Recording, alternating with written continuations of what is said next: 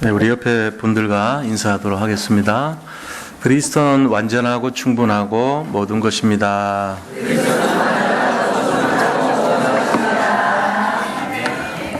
나의 전도를 찾읍시다. 우리가 전도를 한다는 것은 그냥 이렇게 영접시키는 것, 다른 사람에게 복음을 전하고 그 사람에 영접해서 이렇게 사람을 살리는 뭐 그런 수준이 아니라 그 인생 전체를 완전히 이렇게 새롭게 만드는 그런 의미를 갖고 있죠. 그래서 인생의 전환점을 만들고 개인이 겪고 있는 여러 가지 근본적인 갈등과 어려움을 완전히 회복시켜 주는 것이 전도라 이렇게 볼 수 있는 것입니다. 그렇기 때문에 이 전도자에게는 좀 색다른 그런 내용이 있어야 돼요. 평범하게 지나갈 수 있는 상황 속에서도 다른 사람이 못 보는 것을 볼 수 있는 영적인 눈이 있어야 되고, 또 다른 사람이 듣지 못하는 것을 들을 수 있는 귀가 있어야 돼요. 그리고 딴 사람이 절대로 갈 수 없다고 하는 것도 갈 수 있는 믿음이 있어야 되는 것입니다. 이런 것이 있을 때 그 사람 다른 사람을 살릴 수가 있는 것이죠. 결국은 우리가 나에게 있어서 전도는 무엇인가 라는 것에 대한 질문을 던져봐야 돼요. 전도는 나에게 어떤 의미가 있는 것인가? 전도는 나하고 전혀 관계없는 그런 분도 있어요. 뭐 그게 틀린 건 아니죠. 지금 아직 그런 상태가 안 됐기 때문에 그렇게 살 수도 있죠. 또 어떤 분들은 나의 전도를 찾아서 내가 뭔가 하나님 영광을 돌리고 사명을 감당을 해야 되겠구나 하는 마음으로 전도를 생각을 하고 인도받기 위해서 중심을 들이는 분들도 많이 있습니다. 우리가 절대로 이 전도에 대한 것은 포기하지 마시고 계속 도전을 해야 될 줄로 믿습니다. 그렇게 해서 반드시 이 시대에 사람들, 구원받기로 예비된 사람들을 찾아내야 되는 거예요. 그렇게 하지 않으면 이 축복을 다 놓치게 되는 것입니다. 우리가 실제적으로 여기에 대한 답을, 나의 전도에 대한 답을 찾는다면, 예를 들어 저 같은 경우는 제 전도가 뭐냐 질문을 했을 때요,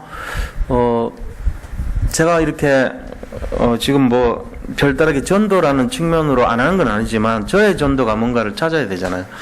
여기 가만 보니까 지금 미션홈 개념으로 우리가 이제 이 2층에서 훈련을 이렇게 계속 하고 있어요. 근데 거기 오시는 분들이 이제 5월달 말 되고 이제 6월달 말 되면 다 이렇게 마무리가 되는데, 이분들이 다른 곳에 가서 말씀운동 펼치고 또 전도를 하고 이렇게 할 수 있도록 하는 것이 저의 전도예요. 지금 시간표가. 제가 지금 하는 전도는 그런 전도더라고. 왜냐면 뭐 지금 다리가 이러니까 어떻게 돌아다니고 하기도 어려워요. 사실 어렵고 연결되는 분들 관계 전도하는 정도인데, 나머지 제일 중요한 전도는 전도를 할 수 있는 사람들을 찾아서 세우는 것이 저희 시간표라는 생각이 들었어요. 저희 전도가 그거예요. 마찬가지로 이제 거기 있는 분들은 또 나름대로 나의 전도를 찾으셔야 돼. 그렇게 해서 우리가 있는 현장 속에서 내가 감당해야 될 전도의 내용이 무엇인가를 생각을 해보셔야 돼요. 왜 그러냐니까 이게 너무 소중한 것이기 때문에 그런 것입니다. 이거를 빼앗기면 안 됩니다. 그래서 전도는 인생 전체 운명을 바꿔주는 그것이 전도가 돼요. 한 사람의 인생을 바꿔주는 것이 전도고 운명을 바꾸는 것이 전도인데, 사실은 말이죠, 운명이란 말은 우리 복음 가진 기독교인들은 쓰지 않은 용어입니다. 그런데 왜 인생의 운명을 바꿔주는 것이 전도다 이렇게 제목을 달았는가 하면은, 불신자 상태에서는 운명을 따라 살아요. 운명이라고 하는 거는 한 사람의 이렇게 살아가는 어떤 그런 과정을 우리가 뭐 운이 있다 운이 없다 뭐 오늘 운이 운수가 대통이다 이런 말 쓰잖아요. 그 운이란 것은 뭐냐면은 사단의 역사가 일어나는 내용이 운입니다. 귀신의 활동과 귀신의 역사가 일어나는 것이 운이라 그래요. 거기에 따라서 살아가는 인생이 운명이라 그래요. 또 사주팔자라는 것도 마찬가지예요. 그거와 관계된 거예요. 그래서 우리는 구원받은 인생은 운명이나 사주나 팔자 이런 말이 없어요. 이제는 더 이상. 거기에 따라서 움직이는 것이 아니에요. 그럼 우리는 어떻게 해서 움직이냐면은 우리는 하나님의 계획과 작전과 섭리 속에서 살아가요. 하나님의 경륜을 따라서 살아가는 것이에요. 그렇기 때문에 우리에게는 운명이란 말을 쓰지 않습니다. 여기서 말하는 한 사람의 운명을 바꿔준다는 말은 믿기 전에 사람을 변화시키는 것을 그런 의미를 담고 있기 때문에 쓰는 용어예요. 그래서 믿는 분들에게는 운명이 없습니다. 여기 계신 분들의 운명은 다 이제 끝난 거예요. 무슨 운명이냐? 예수님이 결정돼주는 인도 속에서 살아가는 것이지 사단이 이끌어가는 그 운명을 따라 사는 것이 아니에요. 더 이상. 근데 불신자들은 운명대로 살아가요. 그렇기 때문에 그들은 반드시 점을 쳐야 되고 또 중요한 일이 있을 때 구슬해야 되는 거예요. 그게 맞는 거죠. 그래서 귀신이 잠재워줘야 되고 귀신이 인도해야 되는 게 맞아요. 그 결국은 어디로 가야 됩니까? 그들의 끝은 지옥으로 가는 거예요. 거기가 맞는 거니까. 그렇게 살다가 멸망의 길로 가는 것이 그들의 주소입니다. 그러나 우리는 그렇지 않습니다. 우리는 여기서 벗어났습니다. 이미 완성된 축복의 길로 인도받고 있는 거예요. 그래서 이 일에 쓰임받는 것이 전도라는 거예요. 이 한 사람의 운명을 뒤집어서 하나님의 작전과 경륜과 계획 속으로 인도받게 하는 것이 전도자의 발걸음이고 전도자의 축복인 것입니다. 그렇기 때문에 예수님 믿지 않는 사람들은요 하나같이 여기에 걸려 살아요. 그래서 못을 잘못 박으면요 어떨 때 보면 힘들어지고요. 또 이사를 잘못 가면요 죽기도 하고요. 그런 일이 막 일어나요. 연탄 가스 있던 시절에 북쪽으로 이사가 그랬는데 남쪽으로 이사가 가면 가스로 죽어요. 잘못하면. 못을 박으면 안 되는데 못을 잘못 박으면요 교통사고 난다니까. 이런 게 다 연결돼서 그 사람들은 운명이기 때문에 우리는 그런 거 없어요. 아무 때나 못 박아도 되고 아무 때나 이사 가도 돼요. 제일 쌀 때 이사 가면 돼. 남들 손 없는 날 잡을 때 우리는 손 있는 날 택해서 가면 돼. 그러면 돼요. 왜? 해방됐기 때문에. 실제로 관계 없습니다. 우리가 만약에 교통사고 난 거면은 그건 교통사고 나야 되기 때문에 난 거예요. 하나님이 뭐 이렇게 뭐 운명에 걸려서 나고 그런 거 아니에요. 못을 잘못 박았거나 뭐 방향을 잘못 잡았거나 그런 것 때문에 나는 거 아니라니까. 우리는 관계 없어요. 그래서 여기서 빠져나온 것이 우리의 상태라는 거 아셔야 됩니다. 결국은 전도란 것은 그 사람이 갖고 있는 운명을 바꿔버리는 게 전도예요. 이걸 잘 보셔야 되는 거예요. 자, 그럼 오늘 나의 전도에 대한 답을 찾고 우리가 현실을 볼 때 전도에 대한 본질을 회복하는 그런 답을 찾아야 돼요. 그래야지만 사람 살릴 수 있거든요. 근본을 회복하지 못하면은 그 사람 인생 전체를 회복할 수가 없다는 것입니다. 그래서 우리 자신들이 오늘 말씀을 통해서 여기에 대한 답을 얻는 그런 시간 되기를 축원드립니다. 자, 첫 번째로 그 답의 첫 번째가 뭐냐면요. 자, 개인의 운명을 바꿔주는 전도의 실제적인 내용이 뭔가 하는 거예요. 그것은 바로 그 사람의 영적인 배경을 바꾸는 것입니다. 영적 배경이 바뀌는 것이 전도라고 하는 거예요. 지금 오늘 본문의 말씀은 우리가 잘 알고 있는 성전 미문 앞에 40년 동안 태어나서부터 안전뱅이로 살아가는 한 사람이 구걸을 하고 있는 그 장면에 베드로가 기도하러 가다가 본 거예요. 이 사람은요, 그 장소에서 수십 년 동안 앉아 있었기 때문에 거기 예루살렘에 있는 사람들은 모르는 사람이 없어요. 아, 저 사람은 옛날부터 저렇게 구걸을 하고 동령을 내서 먹고 살았다 하는 걸 다 알고 있어요. 그리고 저 사람은 걷지 못하는 사람이라는 것을 다들 알고 있는 것입니다. 그래서 그런 상황 속에서 지금 이 베드로가요, 전에도 늘 들어갔던 그 장소를요, 오늘따라 이상하게 멈춰가지고 보고 있는 거예요. 뭘 받겠어요, 베드로가? 베드로가 오늘 저 사람 전도해야지 이게 아니에요. 베드로가 본 것은 저 사람이 왜 저렇게 됐을까? 그걸 본 거예요. 다시 말하면 저 사람 배후에 있는 영적인 배경이 무엇인가 그걸 본 거예요. 그게 딱 보인 거죠. 남들이 못 본 것을 베드로는 본 거예요, 그날따라. 그래가지고 말을 합니다. 당신 배경 뒤에 있는 것이 보니까 어둠의 배경, 흑암의 배경이 딱 자리 잡고 있는데 당신 그거 벗어나야 되겠단 말이지. 근데 이 사람은 혹시라도 돈을 줄까 싶어서 구걸하는 마음으로 베드로를 쳐다보고 있었거든요. 그것도 성전 미문이라고 하는 것은 성전에 문이 8개가 있어요. 근데 출입구에 있는 아름답게 생긴 문을 미문이라고 그래요. 아름다움을 밑자 써가지고. 그래서 이 여러 가지 문 가운데서도 사람들이 왕래하는 문 앞에 자리를 잡도록 했고, 그것도 사람들이 이렇게 메고 거기다가 실어주고 또 실어가고 이런 식으로 사람들의 도움을 받아야만이 움직일 수 있는 휠체어가 있는 것도 아니고 요즘은 뭐 전동 휠체어도 있고 다 하지만 이때는 그런 것이 없었어요. 그래서 누군가가 자기를 움직여줘야만이 움직일 수 있고 또 거기서 구걸을 해야만이 먹고 살 수 있는 참 굉장히 불쌍한 그런 인생이었단 말이에요. 그러니까 베드로가 본 것이 이 사람 불쌍하구나 이걸 본 게 아니에요. 이 사람의 영적 배경이 어떻게 됐길래 이렇게 이 모양이 됐는가 하는 걸 본 거죠. 자, 베드로가 본 영적 배경은 어떤 겁니까? 두 번째 한번 보세요. 2절. 나면서 못 걷게 된 이를 사람들이 메고오니 이는 성전에 들어가는 사람들에게 구걸하기 위하여 날마다 미문이라는 성전문에 두는 자라 그랬습니다. 여기서 베드로가 본 것이 나면서 못 걷게 되니 이걸 본 거예요. 나면서부터 못 걷게 됐구나. 그럼 이 사람이 걸려있는 것은 운명에 걸려있는 거구나. 왜냐하면 귀신이 펼쳐놓은 저주 재앙과 지옥 배경이 걸린 거거든요. 그러니까 이 마귀 자녀로 태어나가지고 재앙 속에 갇혀 있었다는 걸 본 거예요. 나면서부터 안전병이 돼 있었구나. 이게 베드로 눈에 딱 띈 거예요. 이거를 바꿀 수 있는 길이 있는데 이게 딱 떠오른 거죠. 남들이 못 본 걸 봤는데 거기에 대한 답을 갖고 있었거든요. 그래서 베드로가 말합니다. 혹시라도 돈을 줄까 싶어서 구걸한 눈빛을 딱 보낸 그 거린에게 베드로가요 뭐라고 얘기합니까? 6절에 보세요. 베드로가 이르되 은과 금은 내게 없거니와 내게 있는 이것을 내게 주노니 나사렛 예수 그리스도의 이름으로 일어나 걸으라 하고 그랬습니다. 이 거린이 원했던 것은 동전 한 푼을 원했지만 베드로는 그보다 더 근본적인 해답을 주었던 것입니다. 그 해답이 뭡니까? 바로 예수 그리스도의 이름을 준 거예요. 그것이 이 사람을 살릴 수 있는 근본 내용이라는 것을 베드로는 알고 있었습니다. 그래서 그 거린에게 나사렛 예수 그리스도의 이름으로 일어나 걸으라 하고 딱 선포하면서 뭐를 해방시켜 줬냐면은 그 사람이 갖고 있던 어둠의 세력, 지옥 배경, 그 다음에 흑암의 세력의 배경을 바꿔버린 거예요. 이 사람의 영적인 배경, 근본 배경이 사단이고 마귀고 악령이고 그 다음에 귀신에 연루되어 있다는 것을 딱 파악을 하고 그거를 예수 그리스도의 이름으로 바꿔버린 거죠. 그때 이 사람이 완전히 거기서 해방된 것입니다. 이게 전도입니다. 지금도 똑같이 일어나요. 지금도 전도란 것이 뭐냐면은 믿지 않는 불신자들이 갖고 있는 그 영적 배경을 예수 그리스도의 복음으로 바꿔주는 것이 전도인 것이에요.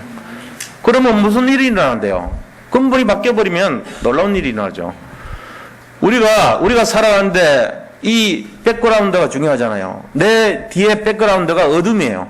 맨날 칙칙하고 치력 같고 어둠같이 살아간다면 그 사람의 영은 어떻게 되겠습니까? 영은요 묶여 있어요. 시달리는 삶입니다. 그래서 고통받고 자기도 모르게 선택을 할 때 어둠의 선택을 하고 완전히 불신앙의 선택을 하고 흑암의 선택을 하는 거예요. 자기도 모르게 그렇게 돼요. 왜냐하면 흑암에 둘러싸 있기 때문에 볼 수가 없어요. 그래서 모든 선택이 거기서 나와요. 그런데 이 영적 배경을 갈아치우면 어떻게 되죠? 새로운 배경이 되는 거예요. 그래서 그 사람이 갖고 있는 능력과 관계없이 하나님이 그 배경이 돼가지고 선택 자체가 믿음의 선택을 하게 되어 있습니다. 그러면서 영적인 선택을 하죠. 우리가 오늘 여기 교회에 와서 예배를 드리는데도 마찬가지입니다. 이것도 하나의 선택의 과정이에요. 물론 당연한 것을 해야 되는 건데도 불구하고 우리가 선택을 잘못해버리면은 주일날 이러면서 다른 선택을 할 수가 있어요. 우선순위를 다르게 할 수도 있어요. 그럼 어떻게 됩니까? 우리는 모르지만 영적인 그 배경과 영적인 어둠의 역사가요 우리한테 계속 시작이 되는 거예요. 나도 모르게. 그래서 한 주간의 삶이요 계속 어렵게 되는 것입니다. 어둠의 선택 속에서 어둠의 발걸음을 따라가고 어둠의 배경이 조명이 되고 그 사람의 배경 전체가 흑암의 역사가 시작돼 버린 거예요. 우리가 이 사실을 알아야 돼요. 전도란 것은요 이 배경을 바꾸는 것이다. 영적인 배경을 바꿔야 된다. 이거 알아야 됩니다. 자, 두 번째는요. 전도는 어떤 것입니까? 전도라고 하는 것은 바로 영적인 상태를 바꿔주는 것입니다. 결국은. 영적인 배경은 뭔지 알았어요. 이게 사탄 배경이냐 그리스도 배경이냐 이 싸움이잖아요. 이 전도되면은 싹 그리스도 배경으로 바뀌는 거예요. 그때부터 그 사람이 달라지겠죠. 뭐가 달라져요? 영적인 상태가 바뀝니다. 자, 이 40년 된 안전병의 영적 상태가 어떤 상태인지 성경에는 말씀하고 있어요. 3절에 보세요. 이 사람의 영적 상태가 나옵니다. 뭐라고 나옵니까? 그가 베드로와 요한이 성전에 들어가려 함을 보고 구걸하거늘 이게 영적 상태예요. 이 사람의. 이 사람으로서는 할 수 없는 나름대로 먹고 살기 위해서 최선의 상태지만 그러나 이 사람이 했던 진정한 영적 상태는 무능력의 상태예요. 무능의 상태가 영적 상태인 거예요. 이 사람의. 또 무기력의 상태예요. 아무런 힘을 발휘할 수가 없었어요. 그러면서 뭐합니까? 남의 도움을 집중할 수밖에 없는 구걸하는 상태였어요. 구걸하는 것이 이 사람의 영적 상태예요.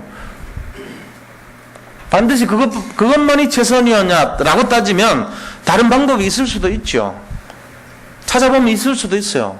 그런데 이 사람이 선택한 것은 성전 미문 앞에, 그것도 교회를 다니는 사람들이 은혜를 베푸는 장소에서 가장 출입구에 아주 좋은 장소에 목에 안전병이 남에서부터 안전병인 이 저주재앙을 볼모로 해서 사람들의 마음속에 동정심을 유발시켜 갖고 밥벌이를 하는 아주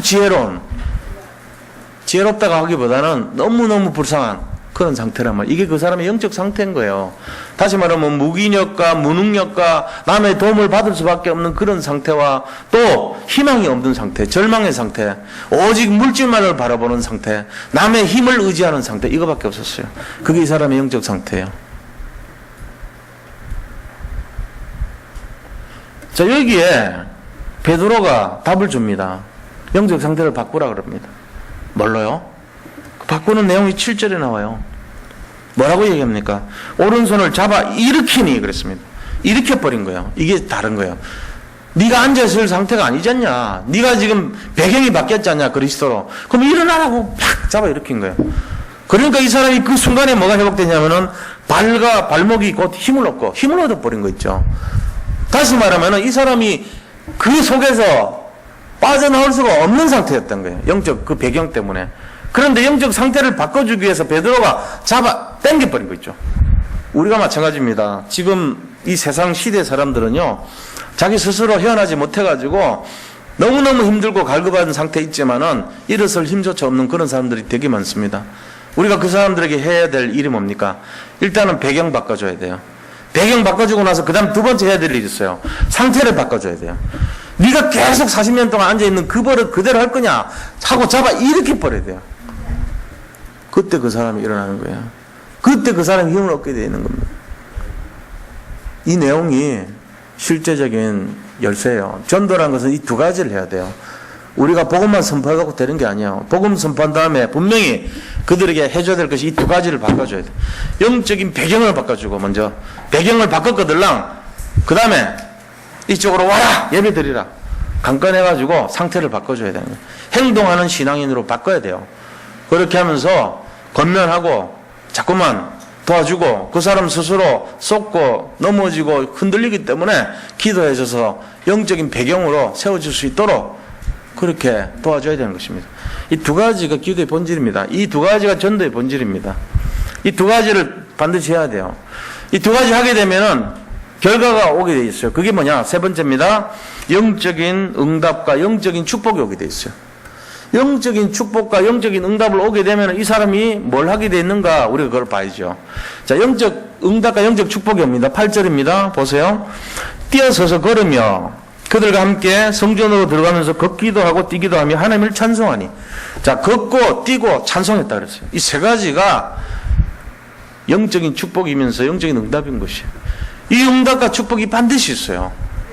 우리가 이 배경을 바꿔주고 상태를 바꿔주면요, 이 사람이 용기를 가지고요, 뛰고 서서 걸으며 하나님을 찬송하다, 이렇게 되는 거예요. 이게 이 사람이 가졌던 힘이고 능력인 것입니다. 자, 이럴 때 이 사람이 하는 행동이 뭐죠? 그 행동 자체가요, 영적인 증인의 삶이에요. 자, 영적인 응답과 축복이 오게 되면 우리가 그때 하는 것이 바로 전도의 실제적인 하이라이트입니다. 그게 뭐냐? 증거 있는 응답, 증인이에요, 증인. 증인이라는 게 영어로 뭐죠? eye witness 그랬잖아요, 그죠? eye witness라는 것은 내가 눈으로 본 것을 나타내는 게 증인 아닙니까? 다시 말하면은 내가 눈으로 보고 내가 느끼고 체험하지 않으면은 그거는 증인의 가치가 없는 거예요. 그거는 상상의 체험에서 나오는 얘기죠. 자기 게 아니에요. 그런데 증인이라고 하는 것은 내 체험이 있는 거예요. 내가 체험이 있기 때문에 별거 아니지만 사람이 들으면은 금방 알아요. 아, 저 사람 진짜구나, 가짜구나. 저 사람 남의 거 뺏겨갖고 하는구나, 자기 거 하는구나. 금방 압니다. 자, 이걸 해야 돼요. 아, 진짜 이거 맞더라. 가더라. 가더라는 아닙니다. 맞더라가 맞아요. 내가 먹어보니까 맛있더라. 이게 맞지. 저 집이 맛있다고 하더라. 틀린 거예요. 맛있다고 하더라는 그 사람 얘기고, 그 사람 주장이고, 내가 가서 겪어봐야 돼. 이게 증인이죠. 우리가 증인의 삶은 자기의 체험이 있단 말이에요. 그러니까 영적 배경이 바뀌고 영적 상태가 바뀌면은 영적인 응답이 오고 영적 축복이 오게 돼 있고 반드시 그것 때문에 영적인 증인이 된다는 거예요. 이 순서입니다. 이 전도의 순서예요. 지금 사도행전 3장에서 일어났던 일이 그런 걸 얘기하고 있는 거예요. 그래서 9절 10절이 바로 그 증인의 삶을 나타내고 있는 거예요. 한번 보세요. 모든 백성이 그 걷는 것과 하나님을 찬송함을 보고 봤단 말이에요. 모든 백성이 봐버렸어요. 저 사람 맨날 우리가 여기 왔다 갔다 할 때마다 맨날 여기 구걸하고 있더니 그 사람 아니냐, 이 사람 몇십 년 동안. 그러더니 10절에 보니까 그가 본래 성전 미문에 앉아 구걸하던 사람인 줄 알고 그에게 이러한 일로 심히 놀랍게 여기면 놀라니라. 너무너무 놀랄 일이 된 거예요. 장안의 화제가 된 거예요. 말하자면 예루살렘 전체에 이야, 저 뭔 일이 저런 일이냐 말이지. 놀라운 일이라는 겁니다. 이게 전도입니다. 그래서 사람들이 궁금해서 물어봤습니다. 야, 누가 너를 이렇게 했냐? 아무도 몰라요. 그런데 그 청년이 얘기하잖아요. 아, 내가 그런 게 아니고 저 베드로 저분이 그랬단 말이죠. 가르쳐줬어요. 그러니까 시비 걸어요. 또 이스라엘 사람들. 왜 안식일 날 그거 고쳤냐? 이런 식으로. 그러면서 또 막 얘기합니다. 와, 당신 대단하다 이럽니다. 그러니까 뭐랍니까? 어떻게 내가 고친 것처럼 얘기하느냐. 이거 하나님이 하셨다. 이래야 말하잖아요. 베드로가요. 점점 전도자로서 누가 가르쳐 주지도 않았지만 겸손한 사람이 되는 거죠. 그러면서 또 잡혀갑니다. 산헤드린 공회원에 잡혀갔는데 거기서요. 네가 누구의 건설로 이거 했냐 얘기하니까 베드로가 뭐라 그럽니까? 아, 천하 인간에 구원 얻을 만한 다른 이름을 준 적이 없다. 이 그리스도가 하셨는데 그 그리스도 위에는 구원을 할 사람이 없다. 이렇게 얘기합니다. 오직 그리스도를 선포합니다. 거기서 잘못 말하면은 돌팔매질로 사형당해요. 그런데 거기서 당당하게 복음을 선포하고 증인의 삶을 거기서도 드러내잖아요. 왜 그렇습니까? 확신이 있기 때문에. 그래서 우리가 오늘 이 말씀을 통해서요 좀 생각해 봐야 될 게, 전도라는 것이 단순히 우리가 구원의 길 알아가지고 레파토리식으로 머리에 외워가지고 암송해서 오늘 내가 저 사람을 내 새치어로 완전히 공약을 해서 죽이겠다 이런 식으로 한 게 전도라 아니라니까. 그게 전도 아니에요. 그래가지고 전도되면 그 사람 한 2주 나옵니다. 왜? 내 혓바닥 가지고 했기 때문에 2주는 가요. 약발이 세숫째부터 안 와. 약기운 떨어지면 옵니까? 전달이 안 되는데. 근데 그게 아니고 진짜 이 마음으로, 베드로의 마음으로 남이 못 본 걸 딱 보는 거야. 저 사람 배경이 완전 제사 배경이고 가문 전체가 흑암 배경이고 영적 문제가 달고 다니고 저 사람 전체 가정이 계속 어려움 당하는 그런 흑암의 역사가 진행되는 거야. 이걸 딱 깨달았어. 그래서 저 사람들 도와줘야 되겠다 이런 마음 든 거예요. 그때 어떻게 됩니까? 그때 그 베드로의 중심과 마음같이 똑같은 역사가 일어난 거예요. 저 가정에 이거 복음 전해줘야겠다. 흑암을 내가 꺾으면서 배경 바꿔야 되겠구나. 무슨 구원의 길 똑같이 안 해도 상관없어요. 이 내용을 전달하는 거예요. 당신들이 지금 말이야 진짜 살 길은 예수님밖에 없단 말이지. 이러면서 딱 전달하는 거예요. 그래서 배경을 바꾸도록 그 진실을 전달해주면 어떻게 돼요? 마음의 감동이 오죠. 그러면서 바꿔치기 한단 말이에요. 우리나라들 위로 조상 50년 위만 올라가도요 다 제사문화, 우상문화, 절문화 뭐 다 그래요. 우리나라 사람들 대부분이 뭐 절 다녔고 뭐 아니면 선양당 섬겼고 정한수도 안 왔고 거의 다 그런 신앙이죠. 뭐 그것도 어머니들이 복 받아 보려고 자식 잘 되라고 그렇게 하잖아요. 나쁜 태도는 아니죠. 잘못 만난 거지. 하나님을 만나야 되는데 잘못 엮인 거지. 중심은 참 좋은 중심이라고요. 그러니까 전부 다 영적 문제 다 걸려 있는 거예요. 가문마다. 제사 많이 들어있는 집안 보세요. 전부 특징이 피로 오는 암계통 이런 건 많이 걸려요. 이상하게 피가 저주를 받아요. 이상하게 조사해 보니까 백혈병 많고요, 혈액암 많고요. 이상하게 그런 쪽이 많아요. 그러고는 또 뭐가 많냐, 이 뇌로 오는 병 있잖아요. 정신 문제가 굉장히 많아요. 그 두 가지가 특징이 뭐예요? 이게 딱 느낌이 오잖아요. 아, 이게 뭐가 정신질환 계통, 그 다음에 피로 오는 거, 정신, 피와 정신이란 거는 영적인 부분입니다. 영적인 문제로 오는 병이 딱 생기는 거예요. 그러니까 이거를요, 부정할 수가 없는 내용이에요, 이게. 우리가 그걸 잘 들여다봐야 돼요, 실제로. 왜 그런가 말이지. 뭔가 불치병, 난치병, 그런 거하고 관계되는 주기가 있다니까. 저는 제 병에 대해서도 좀 그런 생각이 어떨 때 들더라고. 나 왜 어릴 때부터 그런 이상한 병, 옛날에 그런 거 심하지 않는데 왜 그런 게 자꾸 왔었을까? 가만 생각해보니까 이게 그런 영향이 있지 않나 하는 생각도 들더라고요. 개인적으로는. 지금이야 뭐 이렇게 완치된 수준은 아니지만 그래도 거의 완치된 상태라고 보면 되죠. 하나님이 함께 해주시니까 참 은혜를 받고 감사한데, 그렇습니다. 우리가 지금 부모님들이 그 우상숭배 많이 하고 이런 분들 자녀들 보면요, 좀 안 좋게 되는 게 그런 게 보인단 말이에요. 그러니까 이거를 바꿔주고 이런 거를 진짜로 상태를 바꿨을 때 그때 제대로 치유가 되고 응답이 오는 거죠.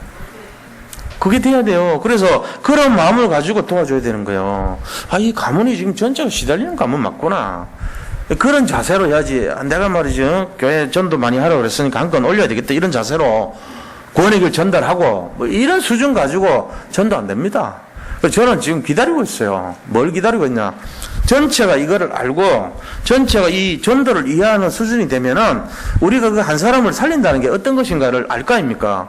그 한 영혼을 살리고 그 한 가문을 살리고 전체를 살린다는 것은 전체적인 그 가문의 역사는 흑암을 배경을 바꿔주는 것이고 그 사람의 영적 상태를 바꿔주는 거예요.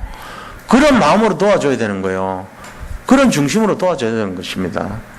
그러니까 그거 해야 되잖아요. 그것이 돼야 되지. 무슨 전도운동이, 시스템 짜가지고, 몰아붙여서 초망치듯이 해가지고, 건지고, 영접해가지고, 응답받고, 영접을 받아들이면은, 아, 영접됐고, 기분 좋고, 뭐 그런 것입니까?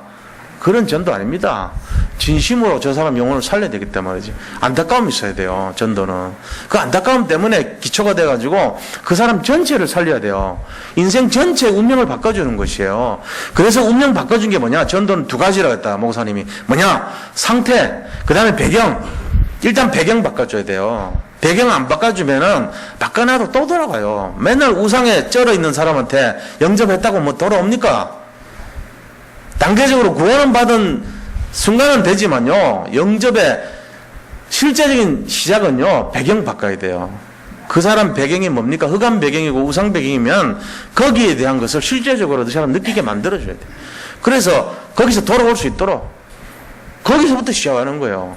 그러고는 이 사람이 정말로 그 결과가 어떻게 됩니까? 일어날 힘조차 없는 사람 아니에요. 40년 동안 꿇어 있어갖고 다리에 힘이 하나도 없어. 그를 잡아서 내 손 잡고 일어나고 이렇게 버려야 돼. 그때 그 완전 늪 속에 빠져있던 사람이요, 쑥 빠져나오는 거예요. 해방되는 거예요. 안 그러면 옛 체질, 옛 생각, 옛 각인, 옛 뿌리, 옛 체질이요, 이 사람 발목을 꽉 잡아가지고 끝까지 안 나요. 몸은 막 빠져나오고 싶은데 말을 안 듣는 거예요. 우리가 철저하게 도와주셔야 됩니다. 처음에 영적 배경을 바꿨다면 영적 상태를 바꿀 수 있도록 잡아줘야 돼. 자꾸만 끌어주고 잡아주고 도와주고 이걸 해줘야 되는 거예요. 이게 지금 시작이 되는 거예요. 그렇다면 그 결과가 이렇게 하나님을 찬송하며 뛰고 걷고 이런 완전한 축복을 하고, 또 이것을 본 사람들이 와, 저 사람 어떻게 돼서 저거냐 하는 그 실제적인 응답을 보게 되는 거 아닙니까? 지금 우리가 지금 왜 이런 말씀 드리냐면요, 지금이 이 마지막 시대에 가까웠다는 증거가 시간으로 하면 지금 12시 기준으로 하면 11시 59분 정도 됩니다. 지금 그런 사인을 모릅니까? 성경 말씀에 의하면 그렇습니다. 첫째, 난리와 민족이 민족을 난리와 난리 소문이 나고요. 첫째, 기근과 지진이 일어나고요. 말세, 디모데후서 3장에 보면은 말세 무슨 시대가 옵니까? 자기를 사랑하고 돈을 사랑하고 쾌락을 사랑하고 쾌락을 하나님보다 더 사랑하고 교만하고 자긍하고 그 다음에 이 사람을 죽이고 멸망시키고 도적질하고 거짓말하고 전부 그런 시대가 된대요. 지금 그렇잖아요. 노르웨이에 나이 89세 때 90세 넘은 어떤 교회 신앙이 아주 좋은 평신도가 예언을 한 게 있어요. 한 30가지 정도. 마지막 시대 모습이 이렇게 될 것이 되는데 언제 그러냐? 그 사람이 얘기한 게 1968년도에 얘기한 거거든. 그 목사님, 그 임마누엘 미노스라는 목사님께 이거를 얘기했는데 그분이 적어놨어요. 한 30가지 적어놔갖고 말 같지 않은 소리를 해가지고 집어넣어 버린 거예요. 그냥 말 같지 않은 소리 해가지고 서랍에 집어넣었어요. 근데 지금 살아온 지가 몇 년 됩니까? 그로부터 1968년이니까 70년 잡고 지금 40년 지났잖아요. 40년 지나가지고 어느 날 딱 그걸 보니까 전부 엉터리 같은 내용들이 다 맞는 거예요. 예를 들면 그때 당시는 그 노르웨이 방송국 한 개밖에 없었거든. 근데 이분이 뭐라냐면 앞으로 방송국 채널이 어마어마하게 많아질 것이다. 그러니까 말이 안 돼. 방송 한 개밖에 없는데 무슨 거짓말 또 안 믿게 된 거야. 지금 뭐 수십 개 수백 개 채널 있잖아요. 그때는 동성애가 폐지될 것이고 동성애 문제 없다고 할 것이고 그 다음에 간통죄도 폐지될 것이다. 그 말이 안 됐거든요. 동성애 하면 징역 1년이고 간통죄 하면 총살시켜도 아무 문제 없어요. 간통 현장으로 총빵 쏴도 그 사람 죄가 없다고 하는 그 시절이에요. 40년 전 노르웨이는. 지금 어떻게 돼요? 동성애? 보조시? 간통죄? 우리나라도 폐지됐어요. 이 동방예의지국이. 전 세계는 말할 것도 없고. 지금 그런 거 따지면은 아주 이상한 놈 취급당합니다.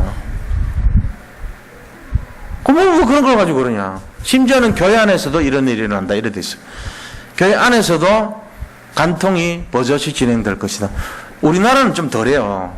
저 유럽 교회, 미국 교회 그래가지고 다 망한 거예요. 사실은 교회 안에 버젓이 연애질을 하고 이래가지고 말도 안 되는 일을 하고 있는 거예요. 그때는 이해를 못했거든. 그러면서 또 뭐라고 얘기하냐면은 앞으로 교회 안에 사람들이 별로 안 올 것이다. 신앙이 식을 것이다. 근데 그때는 막 뜨거웠어요. 막 열기가. 지금 점점 유럽 교회 안 갑니다. 사람들이. 그렇게 하고 있잖아요. 또 뭐라고 얘기하냐면요. 앞으로 마지막 시대 때 이 여러 가지 지진, 기근, 그 다음 또 이 TV라는 것이 TV에서 버젓이 폭력이 나올 것이고 TV를 통해 가지고 폭력을 전파시키는 온상이 될 것이고 또 TV를 통해 가지고 음란한 것이 방송이 될 것이다. 부부 간에 세밀한 것까지도 다루고 얘기를 한다. 그때는 상상을 못했던 얘기예요. 그때 프로그램 EBS 수준이에요. EBS 방송국 알잖아요. 교육 프로그램 그런 수준인데 이제 이런 것이 버젓이 공공연화 될 것이다. 지금 그러고 앉아 있잖아요. 채널 막 돌리면 이상한 것도 많이 나오고 그러죠. 그러니까 이게요. 그때 당시로서는 말이 안 되는 내용이었어요. 또 하나 예언이 있어요. 그때는 동서가요. 최고로 서로 막 극단적으로 서 있던 그 시대예요. 그래가지고 소련하고 미국이요. 막 경쟁하고 군비 막 경쟁하고 이런 시대예요. 그런데 앞으로는 이 동서가 굉장히 편안한 관계가 될 것이다. 평화가 계속 지속될 것이다. 그때는 상상을 못했던 얘기예요. 이게 말이 되냐 그랬다. 지금 그래 됐잖아요. 그러면서요. 또 한 게 있는 게 노르웨이 이민이 없었어요. 그때는. 근데 외국에서 못 사는 사람들이 많이 와가지고 자기 나라에 거주하고 핍박을 받아도 끝까지 꿋꿋하게 살 것이다. 이러는. 그로부터 이민이 막 쏟아져 들어온 거야. 저 유럽 쪽으로, 북유럽 쪽으로. 실제적으로 지금 많이 들어갔거든. 우리나라도 이래 될 줄 알았습니까? 외국 사람들 많이 들어와 있어요. 우리나라 지금. 그러니까 이런 예측과 예언들이요. 지금 거의 다 맞아가요. 그리고 마지막에 뭐라 되냐면 전쟁이 일어날 것이다. 그 전쟁은 핵전쟁이 될 것이다. 그러면서 하는 말이 이 예언한 분이 90세인데 그 임마누엘 미노스 목사님 보고 당신은 이것을 보고 죽을 것이다. 이렇게 했어요. 근데 지금 그분 나이가 몇 살인지 아세요? 임마누엘 미노스 목사 살아계세요. 92세요. 이제 앞으로 얼마나 살지는 모르겠는데, 보기는 보고 죽는데, 내년에 볼지, 내후년에 볼지는 모르겠어요. 네. 자, 우리가 요 시대에 뭘 하고 살아야 돼요? 시집가고 장가가고 돈 벌고 악자같이 살아야지, 뭐. 전도는 나하고 관계없어. 전도는 그런 뭐 특별한 사람들이 하는 거고, 다락방에 안에서도 전도 약간 4차원 또라이 이런 사람들, 막 미친 사람들, 그런 사람들 할지 모르지만 나는 별로야. 이럴 겁니까? 아닙니다. 그래서 제가 1시 반에 지금 모임을요, 굉장히 의미를 두고 있어요. 저희 전도예요, 저게. 내가 이 말씀 하면 이 교회 이상하다 이런 생각할지 모르지만 그거 아니에요. 제가 그런 분별력 없이 말하는 사람 아닙니다. 잘 생각해 보시라고요. 제가 저번에도 얘기했잖아요. 유대인 라피. 이 복음이 땅까지 전파되어야 그제야 끝이 오려고 그랬는데 땅 끝까지 한 바퀴 돌았다니까 지금. 그래서 랍비들이 많이 돌아오고 있어요 지금. 그리고 그 사람들이 복음 운동 막 펼치고 있습니다. 이스라엘 사람들 중에 예수 믿는 사람들이 꽤 많아졌습니다. 그렇다면 우리가 한번 생각을 해봐야 된다는 거죠. 내가 앞으로 나의 전도가 어딘가, 하나님이 다시 이 마지막 시대를 가지고 얘기를 할 때 내가 거기에 대한 책임을 져야 될 거 아닙니까? 목사가 뭐 하는 사람입니까? 선지자 역할을 해줘야 돼. 미래의 일을 예언하고 그걸 가르쳐주고 방향을 맞추게 해야 될 거 아닙니까? 그럼 남은 인생을 뭘 위해 살아야 될지. 그렇다 해서 우리가 또 막 여기에 너무 기죽어 갖고 이것 때문에 일 다 팽개치고 그러면 안 되지요. 스피노자라는 철학자는요, 내일 지구 종말이 오더라도 오늘 한 그루의 사과나무를 심으라 그랬잖아요. 그 마음이 저건 성경은 아니지만 우리가 그 태도로 해야 돼요. 그게 맞는 거죠. 그러니까 우리가 마지막 남은 시대를 향해 가지고 뭘 준비해야 되냐? 뭐 돈도 버는 것도 좋고 다 좋아요. 좋은데 이거를 놓치면 안 돼요. 만약에 10처녀 비유해서 5처녀 같이 뭐 금방 오시겠냐? 몇 천 년 동안도 안 오셨는데 잠깐 뭐 내가 좀 빈틈한다고 뭐 하겠냐 이러고는 그냥 땡가땡가 이렇게 때우고 있으면은 어느 날 밤에 어떻게 와요? 갑자기 순식간에 들이닥쳐요.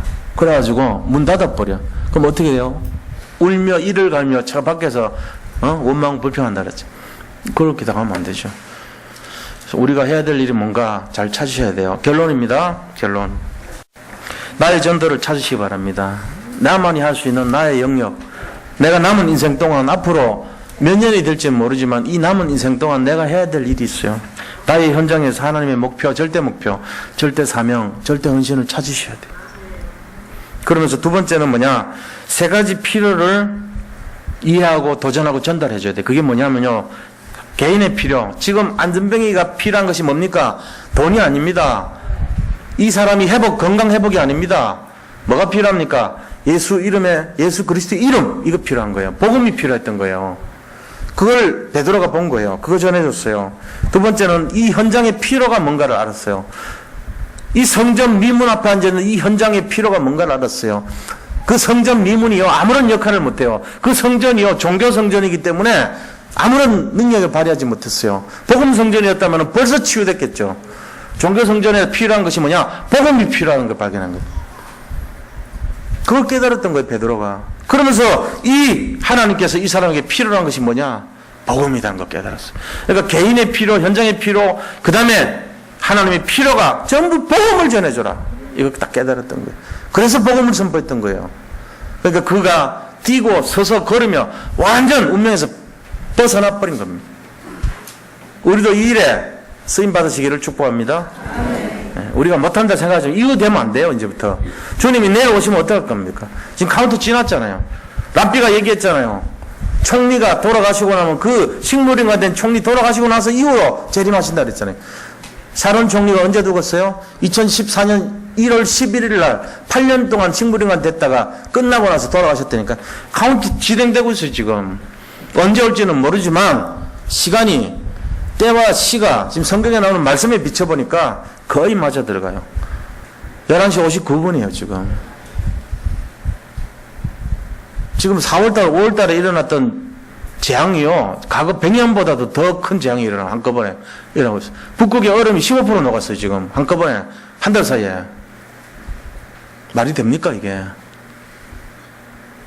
그러고는요, 한태평양 조산대 중심으로 해가지고 지진이요 얼마나 말이야 1100번 정도 일어났어요. 한 번 일어나도 놀랄 거를 여진까지 포함하면 1100번이 일어났다니까. 그럼 느낌이 있어야 되잖아요. 내가 지금 뭘 하고 살아야 되지? 저기 지금 소 여물죽을 안 주고 왔는데 돼지 밥 주고 와야 되는데 강아지 뭘 봐야 되는데 이런 거 할 겁니까? 그거 해야죠. 당연히.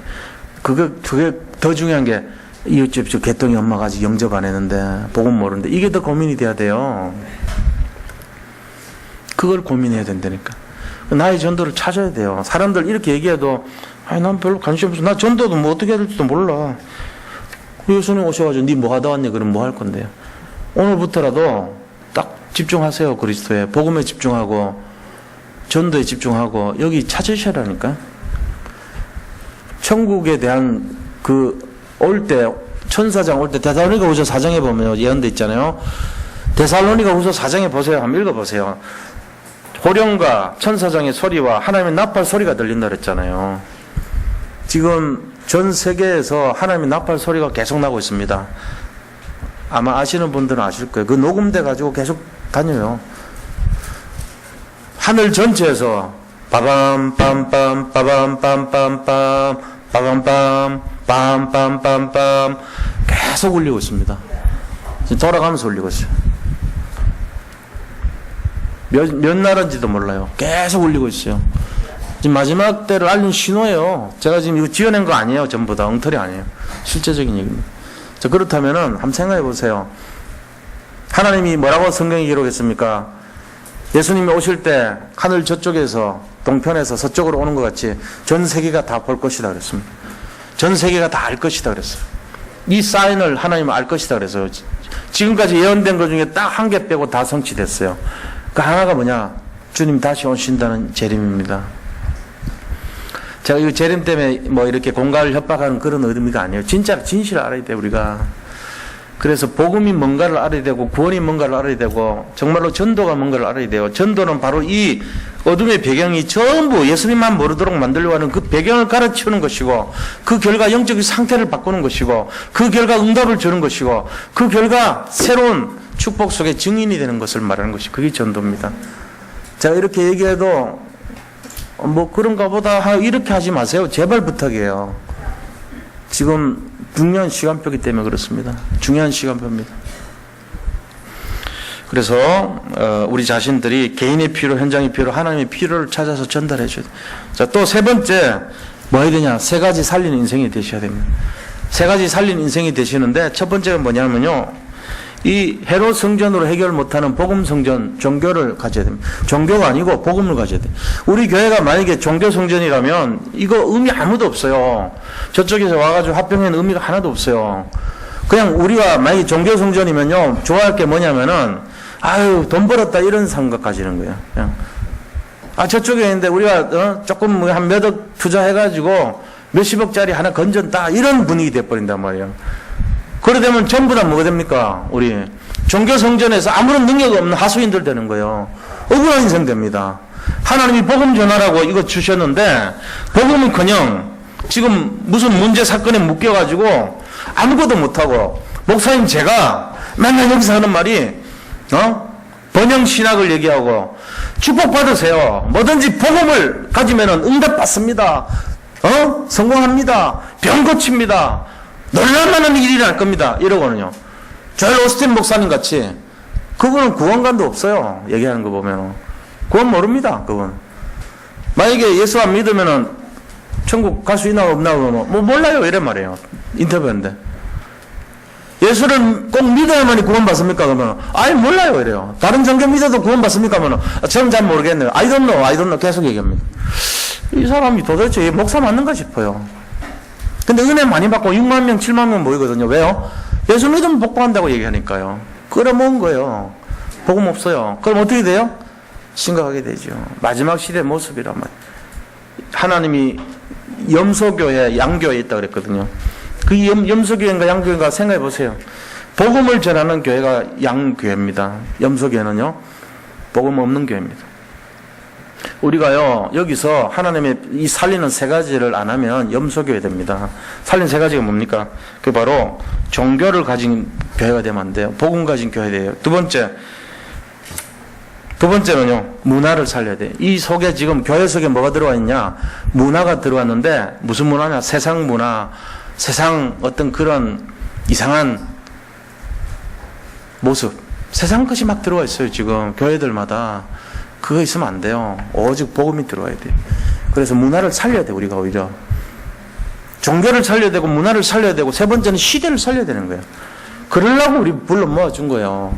이 종교를 살리고, 문화를 살리고, 시대 살리라고. 이 세 가지 살리라고. 우리가요, 제가 뭐 이런 얘기를 여기서 강단에서 함부로 할 수는 없는 거잖아요. 제가 신중하게 생각해서 한 거예요. 이상한 신앙 아닙니다. 복음적인 생각에서 나온 말입니다. 우리가 남은 인생을 어떻게 살아야 되는가에 대한 답을 가지셔야 돼요. 제가 분명히 말씀드립니다. 지금 갖고 있는 모든 재산에 대한 부분도요, 제가 함부로 얘기하는 건 아니지만 복음을 위해서 헌신하시기 바랍니다. 욕심 부리지 마세요. 그거 나중에 많이 갖고 있을수록 손해봐요. 제가 분명히 말씀드렸어요. 내 거 많이 챙길수록 어떻게 됩니까? 주님 앞에 서는 날 부끄럽기 짝이 없는 인생 됩니다. 저는 가진 게 없어요. 죄송하지만 아무것도 없이 빈털털입니다. 마이너스입니다. 그러나 저는 솔직한 마음으로요, 마음은 그렇습니다. 제가 수백억을 준다 해도 저는 안 가질 겁니다. 마음은 그렇습니다. 내가 갖고 있으면 죄를 짓는 것 같아요. 어떻게 보면 그런 마음이 들어요. 근데 지금 교회는 지금 어떤 면에서는 지금 교회가 어려워요. 우리 교회가 지금 난 이해를 못 하겠어요. 저쪽에서 이쪽으로 왔을 때 분명히 새가 안 나가면 쌓여야 되는데 지금 세상이 어려워도 그거랑 관계없거든요. 제 믿음으로는. 세상 어려운 거하고 교회 어려워지는 거가 만약에 같이 간다면 그건 믿음 없는 사람들의 모임이죠. 정말로 믿음의 사람들이라면 그렇지 않습니다. 똑같이 가야 되잖아요. 근데 역시 우리 교회도 지금 어렵고 자꾸 힘들어지고 있다고. 왜요? 왜 그런지는 각자 생각해 보세요. 저는 몰라요. 제가 뭐 그거 갖고 분석해보고 따지고 누가 했고 안 했고 이런 사람 아니에요. 저는 모릅니다. 기도만 하는 거니까요. 그러나 왜 이렇습니까? 우리가 왜 이 수준입니까? 한번 생각해 보시라고요. 진짜 복음 가진 교회라면, 우리가 주님 오실 것을 재림을 준비하는 사람들이 맞다면, 정말로 가까운 시일 내에 얼마 남지 않은 것이 맞다면 뭘 위해 살아야 되겠습니까? 복음을 위해 살아야 돼요. 그게 결론이 돼요. 오늘도 이 인생의 진짜 근본을 바꿔주는 것이 전도라는 것을 분명히 이해하고 믿음의 결단을 해서 마지막 남은 인생을 도전하는 축복의 날이 되시기를 축원드립니다. 자, 받은 말씀을 생각하면서 같이 한번 기도하겠습니다. 하나님 감사합니다. 오늘 이 시간 주신 말씀처럼 정말 40년 동안 안전병이로 살았던 그 아버지 여러 가지 재앙 속에 있는 모습이 베드로를 통해서 보여지게 하시고, 영적인 배경과 영적인 아버지 정말 상태와 영적인 응답이 아버지 일어나서 정말로 근본이 바뀌는 역사로 말미암아 그가 하나님을 찬송하며 아버지 일어났던 것처럼 우리 가운데 운명과 사주팔자에 묶여서 아직도 힘들어하는 많은 분들이 있다면 그들에게 이 복음이 들어가서 정말로 그들의 상태가 바뀌고 그들의 배경이 바뀌어서 하나님의 자녀가 되고 아버지 또 다른 사람들을 세울 수 있는 이 일이 우리 교회를 통하여 날마다 진행되게 되기를 원합니다. 사람들은 지금도 두려워하고 세상의 물질 중심으로, 세상 중심으로, 나 중심으로 아버지 살기에 급급한 모습입니다. 여기에서 완전 자유가 되게 하시고 완전 해방이 되게 하시고 승리가 되게 하여서 오직 그리스도 될 수 있도록 우리를 사용하여 주시옵소서. 우리가 정말로 마음과 생각 속에 어렵고 힘든 일이 있다 할지라도 오직 그리스도로 말미암아 회복되고 다시금 도전하는 새로운 시작이 될 수 있도록 인도하여 주시옵소서. 살아계신 우리 구주 예수 그리스도 이름으로 감사하며 기도드립니다. 아멘.